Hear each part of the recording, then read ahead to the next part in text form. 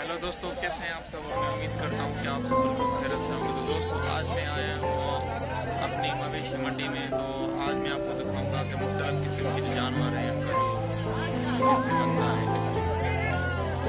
तो आपको मैं दिखाऊंगा कि ये जो जानवर हैं किसी किस्म के हैं।